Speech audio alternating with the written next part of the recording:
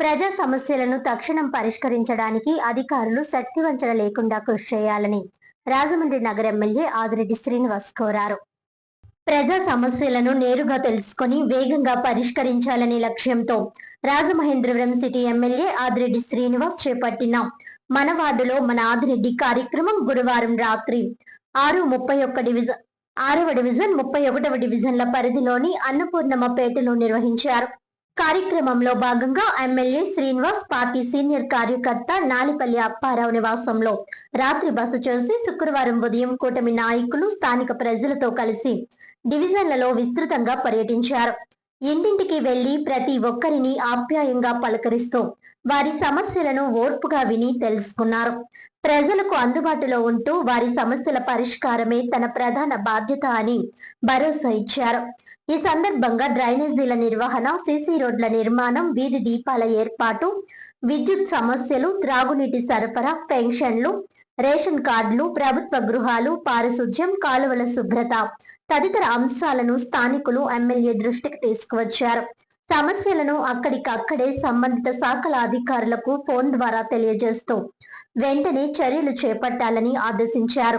అర్హులైన ప్రతి ఒక్కరికి ప్రభుత్వ సంక్షేమ పథకాలు అందేలా చర్యలు తీసుకుంటామని, సమస్యల పరిష్కారంలో ఎలాంటి నిర్లక్ష్యానికి తావు ఉండదని ఎమ్మెల్యే శ్రీనివాస్ స్పష్టం చేశారు.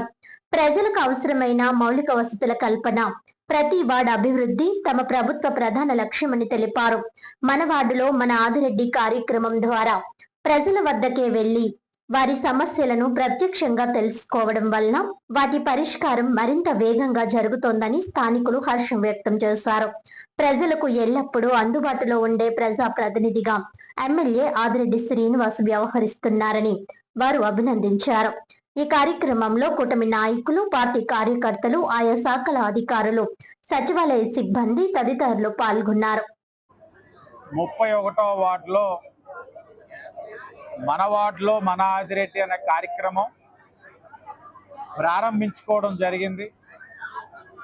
మొదటిగా అధికారులతోటి సమావేశం, తదుపరి కార్యకర్తలతో ముఖాముఖి, ఈ వార్డులో చేసిన అభివృద్ధి కార్యక్రమాలు, ఈ 2 సంవత్సరాల్లో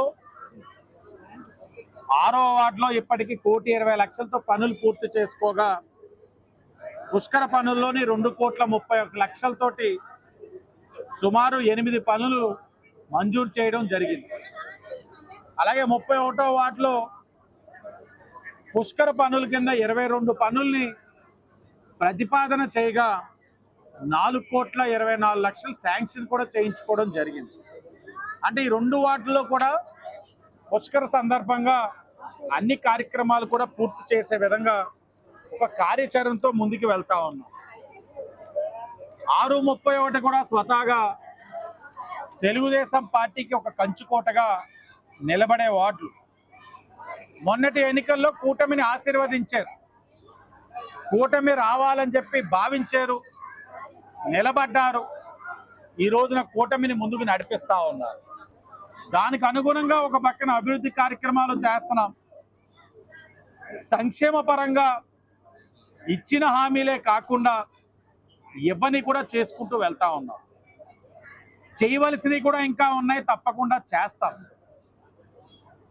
నేను ప్రజల్ని కోరుతా ఉన్నా, వైఎస్ఆర్సీపీ వాళ్ళ అధికారంలో ఉన్నప్పుడు ఏనాడు కూడా కొత్త పెన్షన్స్ ఇవ్వకపోగా ఉన్నాయి, పీకేశారు. వైసీపీ వాళ్ళ అధికారంలో ఉన్నప్పుడు కొత్త రేషన్ కార్డులు ఇవ్వకపోగా రేషన్ కార్డులు తీసేశారు. రేషన్ కార్డులు ఎందుకు ఏరివేత చేశారు అని అంటే, రేషన్ కార్డులు అన్నది సంక్షేమ కార్యక్రమానికి కొలమానం. ఈరోజు కూటమి వచ్చింది, 2 సంవత్సరాలు సుమారు 750 కొత్త పెన్షన్స్ ఈ ఒక్క నియోజకవర్గంలోనే ఇచ్చుకున్నామని చాలా గర్వంగా చెప్తా ఉన్నాం. 750 కొత్త పెన్షన్లే కాదు, అతి దగ్గరలో మరొక 2,500 కొత్త పెన్షన్లు ఎవరైతే అర్హత కలిగిన వారు కూడా ఇచ్చే కార్యక్రమం తీసుకుంటున్నామని ఈ సందర్భంగా తెలియజేస్తా ఉన్నాం. ఎక్కడా కూడా అర్హత కలిగిన వాళ్ళకి పెన్షన్ తీసేయలేదు కూటమి వచ్చిన తర్వాత. రేషన్ కార్డులే చూడండి, కూటమి వచ్చిన తర్వాత 8,000 కొత్త రేషన్ కార్డులు మేము ఇచ్చున్నాం. 8,000 కొత్త రేషన్ కార్డులు ఇచ్చామంటే వీళ్ళందరికీ కూడా గతంలో లేవంటే సంక్షేమ కార్యక్రమాలు కట్. 8,000 మందికి ఇచ్చాము అని అంటే వాళ్ళందరికీ సంక్షేమంలో అర్హత కలిగిన వారి కింద చేశాం, ఇంకా చేసుకుంటూ వెళ్తా ఉన్నాం. ఇక్కడ అనేకమైన దేవాలయాలు నిర్మాణం చేస్తున్నాం, సహకారం అందించున్నాం. భవానీ చారిటబుల్ ట్రస్ట్ ద్వారా అనేక మందికి విద్యా అవసరాలు తీర్చాం. మన వార్డు మన ఆదిరెడ్డి అనే కార్యక్రమం 6:37లో తీసుకోవడం జరిగింది. ఈ రోజుతోటి 11 వార్డులు కంప్లీట్ అయినాయి.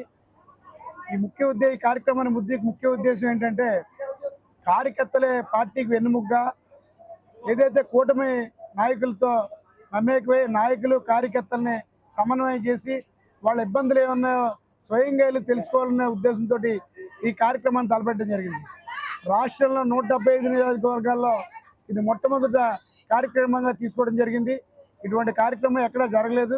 గతంలో పల్లె నిద్ర అని చెప్పి పల్లెటూరులో ఉండేది, ఇప్పుడు సిటీల్లో కూడా తీసుకోవడం జరిగింది.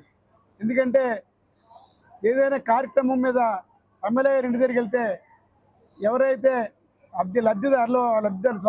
వాళ్ళు ఉన్నారో, ఎవరైతే విజిటర్స్ ఉన్నారో విజిటర్స్కి ప్రాధాన్యత ఇస్తా రోజుకి ఉదయం 300 మందికి సాయంత్రం 200 మందికి ఆయన సేవ చేయడంలో నిమగ్నమై ఉన్నారు. అక్కడే ఉండిపోతే కార్యకర్తలకి నాయకులకి మనం ఏం చేయగలం?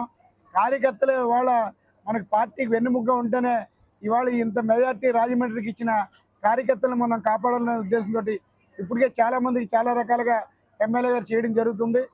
అందులో భాగంగా ఇవాళ ఈ కార్యక్రమాలు తీసుకోవడం, అలాగే ఆ వార్డులో ఇంకేం పెండింగ్ ఉన్నాయి, పుష్కరాల పనులు ఏం క్లియర్ అవ్వాలి, ఇప్పటికే 6:31 కలిపి చాలా డ్రైన్లు, రోడ్లు, ఏదైతే వాటర్ స్పెషాలిటీ అన్ని కూడా కార్యక్రమాలు తీసుకోవడం జరిగింది. వార్డుల స్పందన ఈ కార్యక్రమం ఏమవుద్దని ఫస్ట్ అనుకున్నాం, కానీ విపరీతమైన స్పందన వస్తుంది. ఎందుకంటే వార్డులోకి వెళ్ళి వాళ్ళ సమస్యలు తెలుసుకోవడమే కాకుండా మొన్న 22, 21, 23 వార్డులోకి వెళ్తే ఆ వార్డులో ఎప్పుడో 70 సంవత్సరాలు బ్రిటిష్ పరిపాలనలో ఉంటుండగా కట్టిన డ్రైన్ మూతపడిపోవడం అన్నది ఇవాళ వెలుగులోకి వచ్చింది. అది ఇమ్మీడియట్లీ ఆ డ్రైన్ ఓపెన్ చేసి ఆ వ్యర్థం అంతా కూడా గోదావరిలోకి వెళ్ళకుండా ఆ డ్రైన్ని మళ్ళీ రీఓపెన్ చేసి చేయడానికి ఇటువంటి ఎన్నో కార్యక్రమాలు బయటపడుతున్నాయి. ఈ రకంగా ముందుకు తీసుకెళ్తే ప్రతి వార్డులో సమస్యలు ఈజీగా క్లియర్ చేయడానికి అవకాశం ఉంటుందని ఈ సందర్భంగా మాకు తెలుస్తుంది. అలాగే